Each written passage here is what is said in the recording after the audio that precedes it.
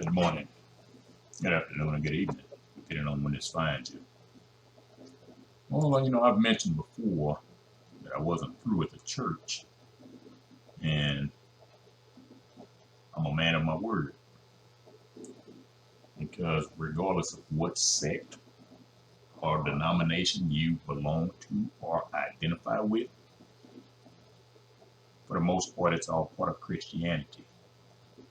And sorry, but not sorry to tell you this, Christianity is not biblical. See, the devil's favorite place to trap people and bring them into bondage is not your local bar or club or your neighborhood drug dealer, regardless of what you keep hearing on the mainstream news channel. It's not Islam. It's not Eastern religions.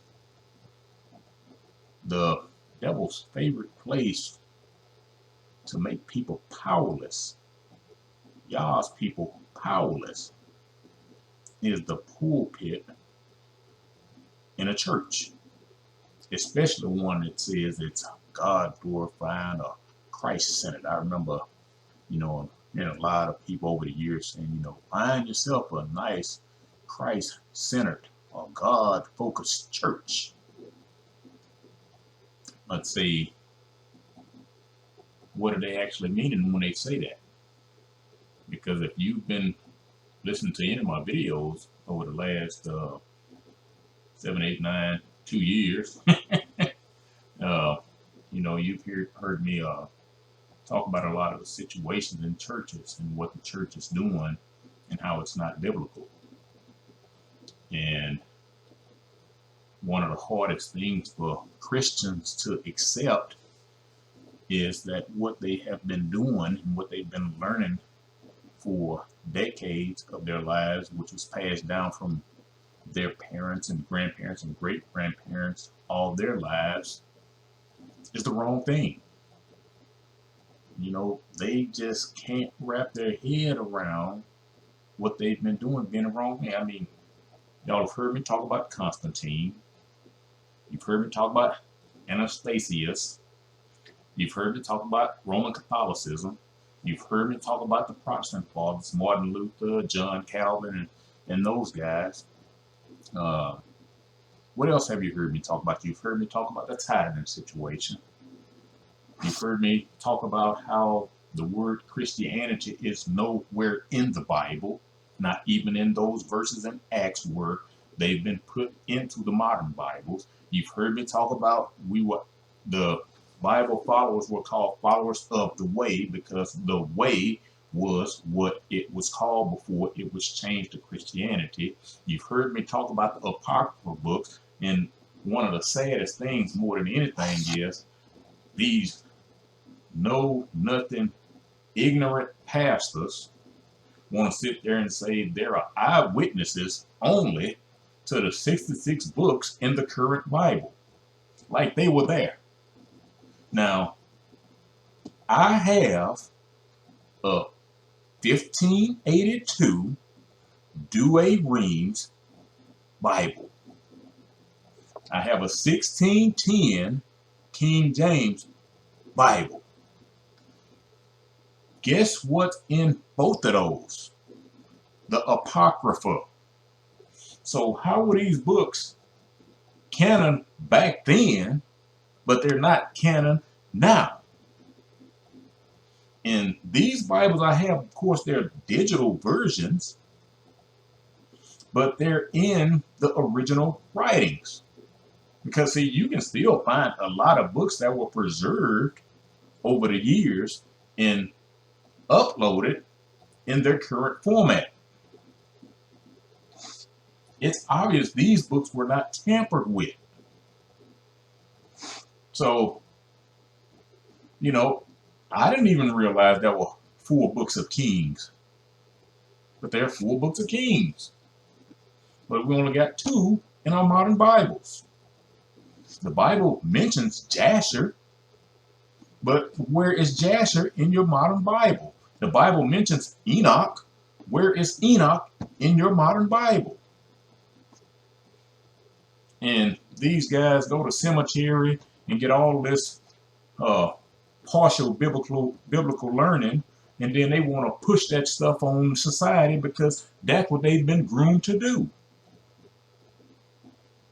See, and then one of the things that shows how they've been taught to manipulate all of society is this tithes and offerings, that the way they push it. Well, first of all, tithing the way they pushing is not even biblical. Tithing is not biblical. I'm going to talk about some of that in this video. Now, the Bible says Yah loves a cheerful giver.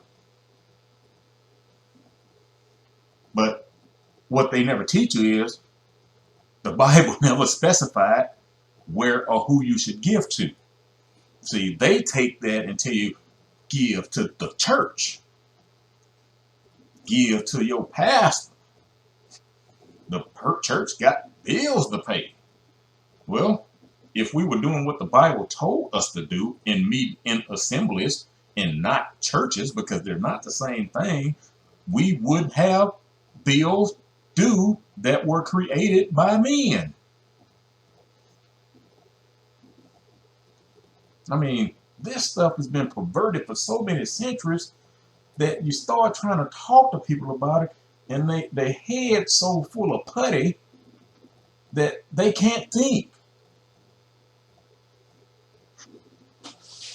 Now, pastors like to tell you there were eyewitnesses there for only the 66 books. Well, who told them there were eyewitnesses there? A man.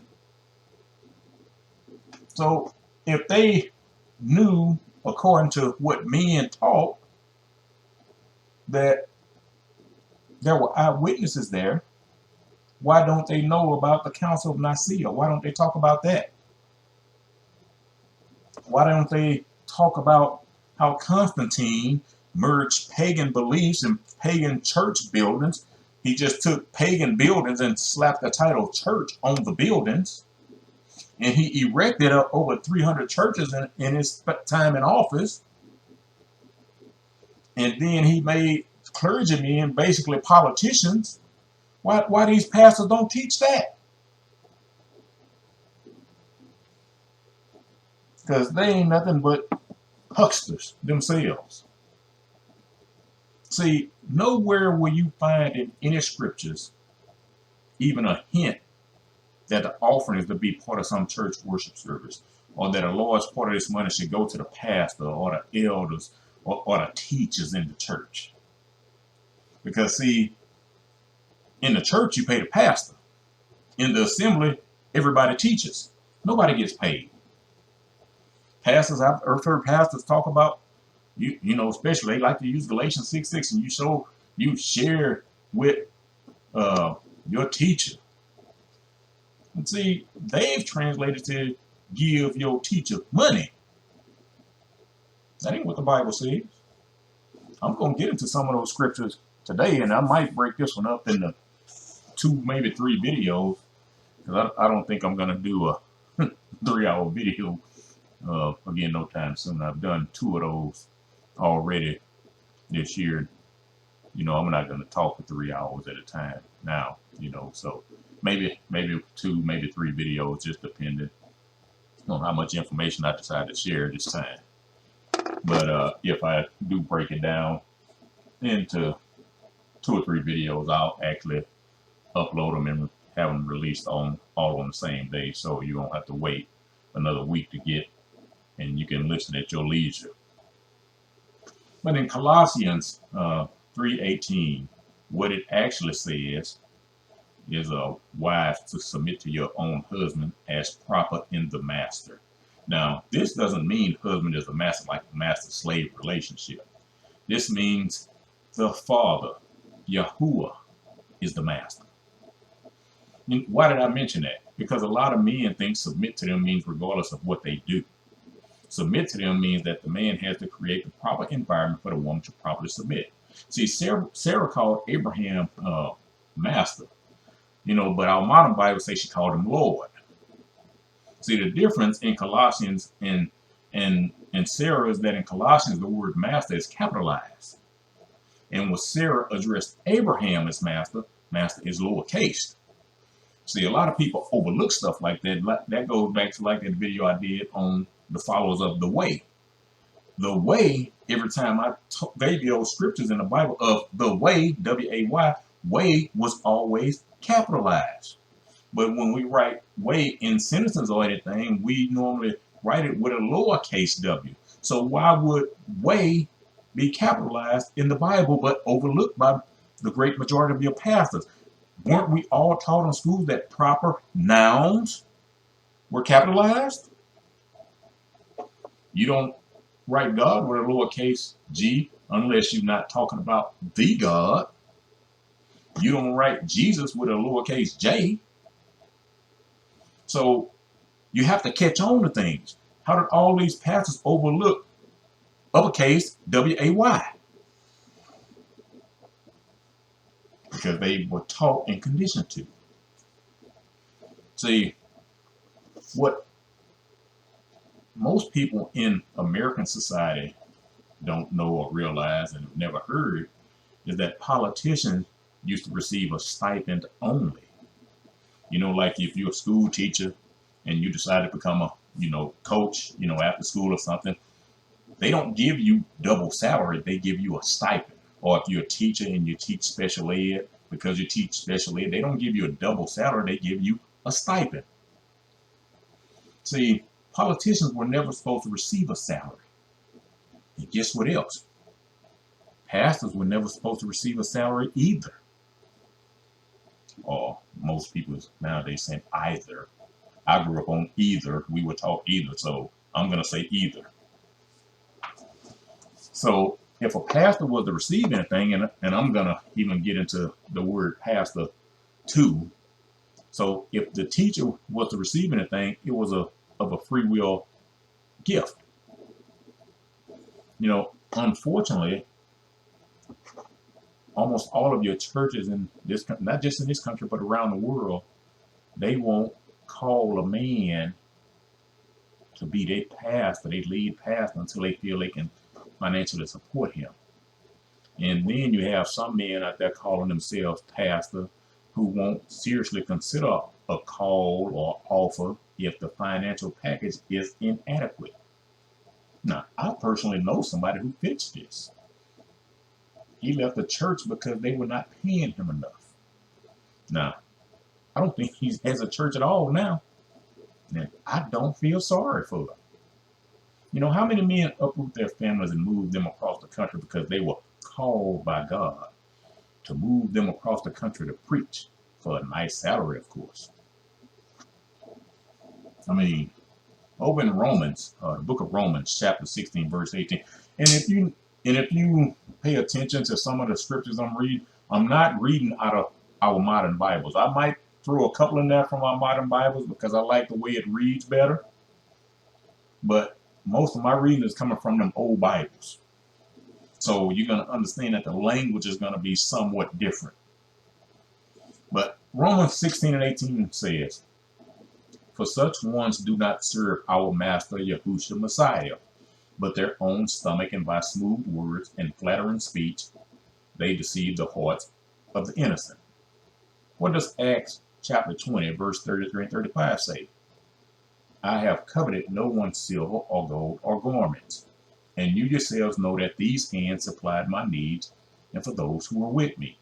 All this I did show you by laboring like this, that you ought to help the weak." And remember the words of Adonai Yahushua, that he said, "It is more blessed to give than to receive." Now, there's a New Testament scholar, F.F. Bruce, and I'm going to read you this quote that something he said. "Returning once more to the example which he had set them, he reminds them finally that those who take care of the people of God must do so without thought of material reward. As Samuel called all Israel to witness when he was about to lay down his office as judge. That's over in 1 Samuel 12:3. So Paul calls the Ephesian elders to witness that all the time he spent with them, he coveted nothing that was not his.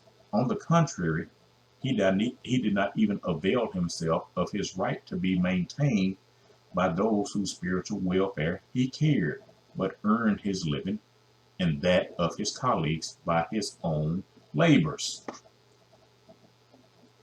You know, and your pastor love to talk about Paul. Paul did this. Paul did that. I follow Paul's example. Yeah, they only follow Paul's example in certain things. 1 Thessalonians chapter 2, verse 5 says, "For we never came with a word of flattery, as you know, nor with a cloak for greed. Elohim is witness." And down in verse 9 it says, "For you remember, brothers, our toil and hardship, for laboring night and day, in order not to burden any of you. We proclaim to you the Basura of Elohim." You have, and so that's in there. So you have all these pastors out there, you know, teaching and talking about Paul. But Paul said being a teacher is a burden to the people. You know, ironically, pastors, preachers, deacons, elders, you know, teach that a lot of them should be paid. See, members of these churches get excited that they can actually outbid other churches for the privilege to be exploited. I mean, it's sickening. I know some people, you know, I've talked to in the past about the tithing situation not being biblical, and you know, the responses I've gotten, you know, man, do you realize how much money I put in church? And I don't care. Show it to me in the Bible. You know, one guy told me he's gonna get back with me. I ain't heard from him yet. That was several years ago. What year did I write my book? Release the book? 2017. And so it was around 2018. And had been made, you know, elder in the church and giving the church a lot of his hard-earned income. And here come old Myron shooting holes in that whole situation. And so that couldn't be accepted. And I wasn't doing it out of spite or anything. I was just trying to share hope in his eyes and help him. See, one guy said, the pastor is not a necessity. He is a fungus growth upon the church, the body of Christians, dwarfing its growth. And until the church gets rid of him, it will never prosper. Now, I agree that the pastor needs to go away. I believe the church buildings need to go away too. See, we need to get back to intimate worship services called assemblies. I was talking to my sister earlier today, and we were just talking about some church situations. And I told her, I said, well, why don't y'all just come over to the house and give me y'all tithes every Sunday? I said, and I'll just have my wife cook y'all the Lord's Supper every time y'all come. I said, Sunday ain't the Sabbath day anyway. I said, we're going to meet on Saturday and just bring your tithes. I said, we're going to make sure y'all eat well every time you come. We're going to have the Lord's Supper. I said, because what's going on in these churches ain't biblical anyway. And my wife actually asked me this morning, she said, do you think we'll ever find another church home? I said, probably not. And, you know, I know a lot of people, especially black people, take issue with that. You need a church home. You need a church home. You know, I remember having a conversation with a family member years ago. Not my family, her family. And she was, y'all got to go to church. You got to have a church home. We actually were in a period of looking for a church home back then. This was some years ago, over 10 years ago. And I said, show me that in the Bible where it said I have to have a church home. And the spouse said, you know, you don't want to get onto that subject with her. Oh, no, I love to get on that subject with everybody. Wait, just because a lot of people are spiritually weak, they think you spiritually weak too. So just because they can't handle conversations, they think you can't either.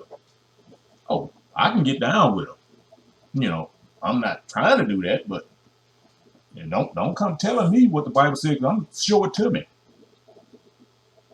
And, you know, just like them guys, you know, a few videos back, you know, when I talked about Christianity and slavery, you know, said I didn't know nothing about the Bible. Well, I don't respond to ignorance, because they probably just looking for somebody to entertain their foolishness, and I'm not going to entertain it. When I give you a video, I put a lot of time, effort, and research into the information I give you. Whether you like it or not is not my problem. I will gladly email you the copy of the Dewey Reams Bible. It's not proprietary. It doesn't belong to me. It's available for anybody who wants it. You just got to know where to get it. So we need to get back to the worship, intimate worship. And I'm not talking about sexual intimacy. I'm talking about intimacy where we love each other. I did a video a while back on relationships. I'm talking about where we get back to the agape love, where we truly love each other, where all of us know each other personally, where we fellowship with each other in environments where we can be comfortable with one another. And everybody's not just trying to run off and go home after church or run off and go to their Sunday school class afterwards. See, we need to stop paying all of our resources to take care of buildings and salaries and breakdowns and concerts and special guest speakers and all of that other stuff that your money is going to take care of. What does the Bible say you're supposed to be doing with the money? Taking care of the poor, taking care of the homeless, feeding the hungry, and taking care of certain widows. Because the Bible says you don't take care of them young widows. The Bible says you take care of old widows. And see, I know this information isn't popular in today's culture, church, and climate because it has taken centuries for us to arrive exactly where we are. This change could not have taken place immediately because the believers would have immediately rejected. The followers of the way would have immediately rejected it. It's like somebody giving you poison. If they give it to you all at one time, more than likely you're going to die immediately. But if they give it to you in small doses over a period of time, it's just going to make you sick. Now, isn't it amazing that the Bible says the whole head is sick in our modern versions? See, but a different version reads, why should you be beaten anymore? You continue in apostasy. All the head is sick and all the heart faints.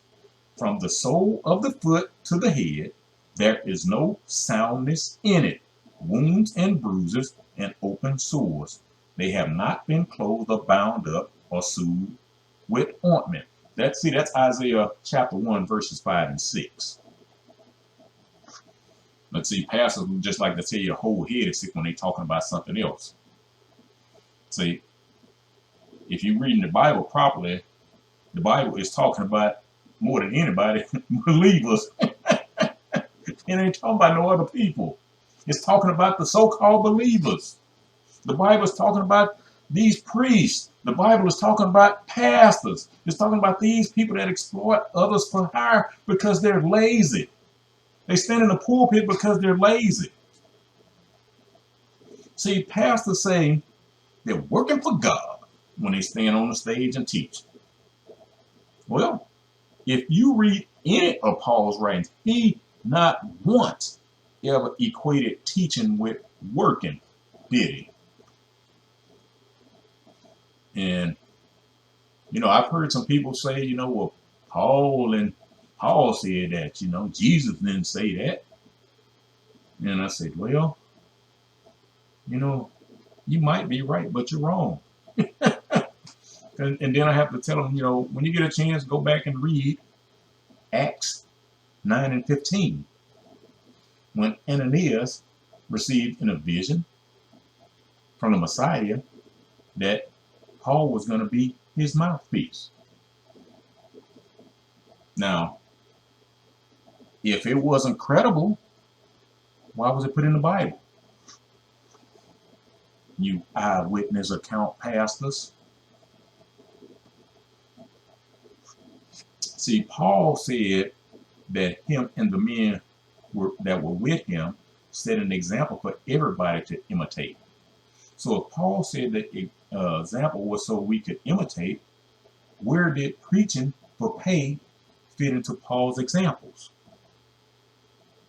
2 Thessalonians 3, verses 11 and 12 state, we hear that some people in your group refuse to work.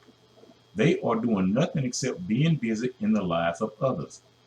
Our instruction to them is to stop bothering others, to start working and earn their own food. It is by the authority of the Lord Jesus Christ that we are urging them to do this. Now, in the Basora Bible, it reads this way, verse 11. For we hear of some among you walking disorderly, not working at all, but are busybodies. Now, listen to that. Do you think Paul would sympathize with these pastors today who expect to be paid for preaching? Do you think he would even excuse the behavior of those pastors who say they are not earning enough at the churches? I bet by the time Paul finished with them, they would no longer call themselves pastors. I bet you that. When Paul said he provided an example to imitate, he didn't say, but with a few exceptions. You know, how's that saying go? There's a saying out there. Let me see, can I put it together in my head right quick? It's difficult to get a man to understand something when his salary depends on it, on him not understanding it. That's what it is. It's difficult to get a man to understand something when his salary depends on him not understanding it. So that's why your pastors never teach any of these verses where Paul's talking about teaching for hire. Why would a pastor want to adhere to biblical principles that will cause him to not receive a salary and have to go out and find real employment? So they just overlook all the scriptures that teach against the exact thing they're doing. They tell us all the time from their pulpits that they teach the truth and they hold that Bible up. You know, we got one here. This is my Bible. I can do what it says I can do. I am what it says I am. But see, your pastors, they only teach some of the truth because tithing money ain't true. Receiving a salary from the church is not true. One teacher at an assembly or gathering is not the truth. See, they love to teach that Abraham tithe, you know, as I've mentioned on prior videos. First of all, Abraham tithed food and spoils of war, not money. And it wasn't even his stuff that he gave from. Secondly, you know, they love to say Abraham tithed before the law. But the one thing they never teach is that when Abraham tithed, when he did, it was actually a pagan custom at that time.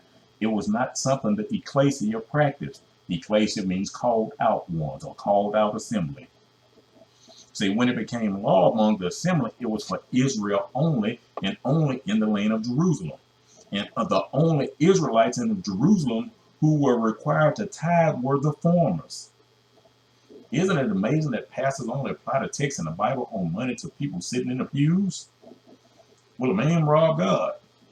That's directed to you, pastor. If a man won't work, he shouldn't eat. That's directed to you, pastor. You cannot serve God and money. That's directed to you, pastor. They tell you the church is the storehouse. The church ain't no storehouse.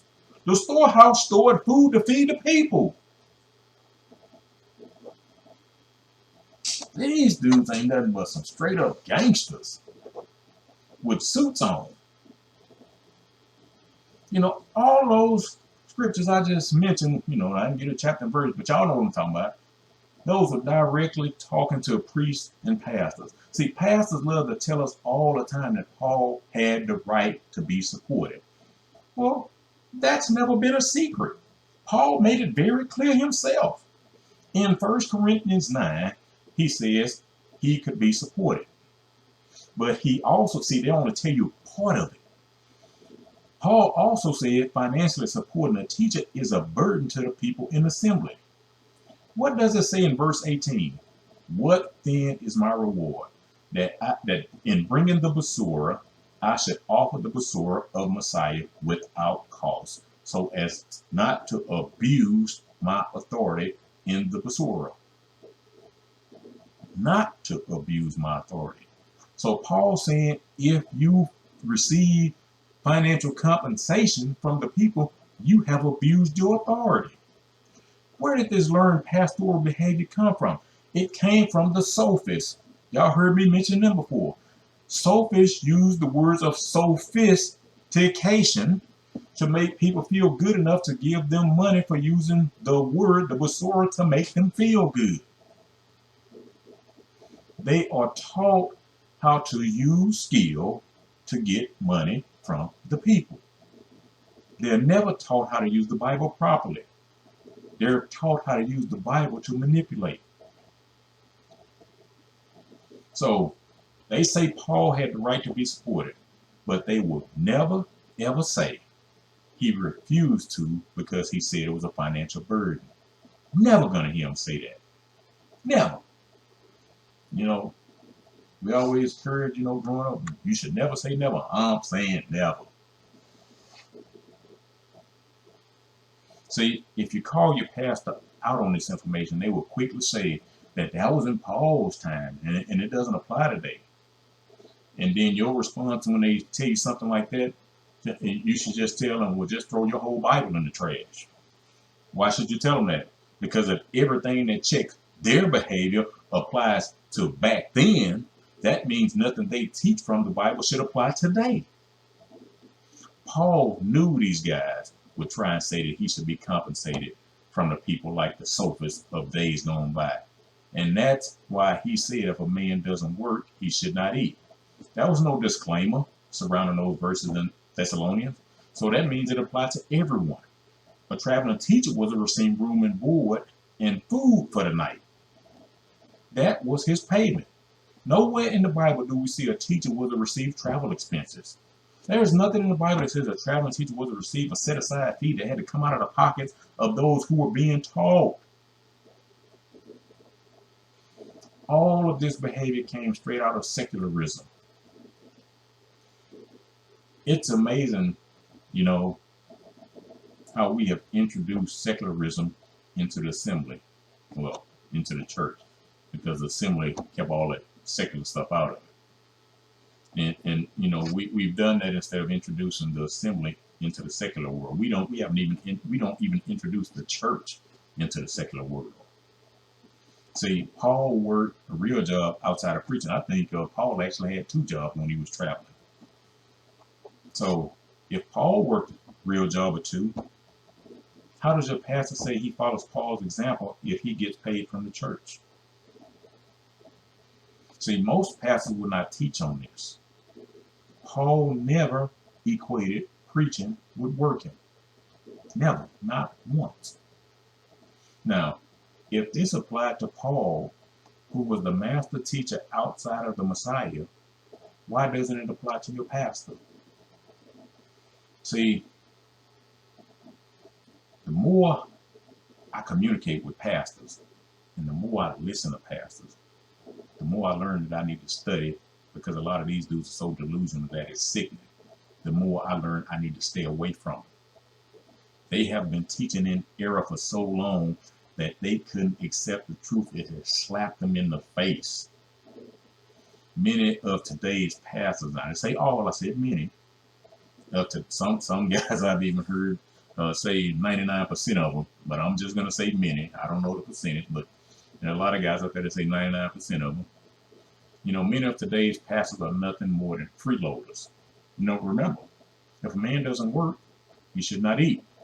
That's 2 Thessalonians chapter 3, verses 8 through 10. And I've always told you it's amazing that Malachi, the verses that's been beat down our thought process and throats since all of us were children, Malachi chapter 3, verses 8 through 10. And I've always told you a lot of those verses have mirror verses from the Old and New Testament. You can find exact same verses because, a lot of these passages, they say the law was done away with. Well, what was the Messiah and the apostles teaching from? Because there wasn't no New Testament at the time. They were teaching the law. See, I got caught up in some of that teaching too. I was around here for years saying, the law was done away with. We under grace, we ain't got to do all that no more. Well, why were we still learning the Ten Commandments in Sunday school when I was growing up? Why do we still talk about the Ten Commandments if the law was done away with? If the law was done away with, how are we going to recognize lawlessness if the law was done away with? So 2 Thessalonians does not say, if a man does not work, it does not say, how should I put it? It doesn't say, it says a man that doesn't work shouldn't eat. It doesn't say man except pastors, preachers, bishops, apostles, or elders. It says man. Man encompasses the entire male and female species of humans. It does not exclude teachers of the word anywhere. Some pastors teach that those who teach the gospel should financially live off the gospel. Well, 1 Corinthians 9:14 says, so also the master instituted that those announcing the Besorah should live from the Besorah. See, that means their lives should mimic what the Bible teaches. Strong's Concordance 1309 says that Besorah means tidings. What does tidings mean? Tidings means a piece of news. See, remember when you sing your Christmas carols every year, you say, oh, tidings of comfort and joy? Do you translate tidings in that song to money? If that's the case, why do we translate all of those scriptures in the Bible to money instead of what it says? So those who teach the good news lives should be representative of the good news. And I'm going to end this one right here. I'm not done. Like I said, I'm going to break it down into 2 or 3 videos and just see how it goes from here. So I'm going to stop this one here. And like I said, part 2 is going to be uploaded right behind it as well.